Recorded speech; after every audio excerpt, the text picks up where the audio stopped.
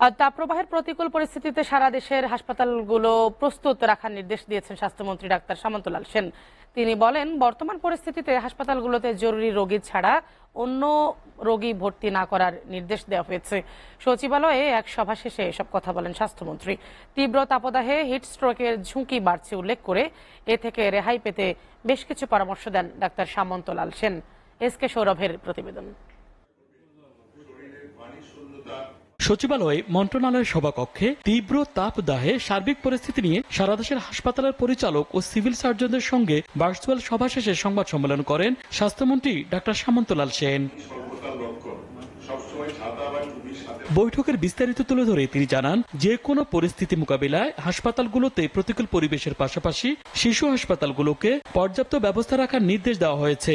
পর্যাপ্ত ব্যবস্থা রাখার জন্যই আমি সারা দেশের সব হাসপাতালগুলোকে নির্দেশ দিয়েছি। হাসপাতালটাকে খালি রাখার জন্য বলছি যে যদি এরকম চাপ হয় তাহলে বাচ্চাদেরকে এবং বয়স্কদেরকে যেন সেটা ভর্তি করা হয়।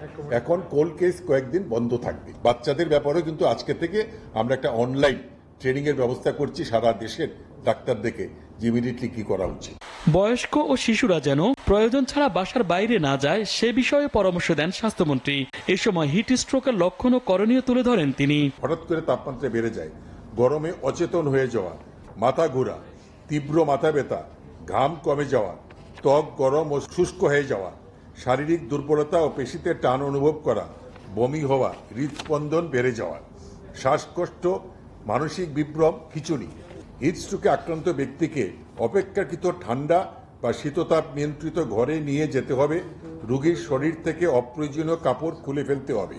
রোগীর শরীরে বাতাস করতে হবে। কাপড় ঠান্ডা পানিতে ভিজিয়ে গা মুছে ফেলতে হবে। শরীরের তাপমাত্রা কমাতে বগল, ঘাড়, পিঠ ও কুচকিতে আইস প্যাক ব্যবহার করতে হবে।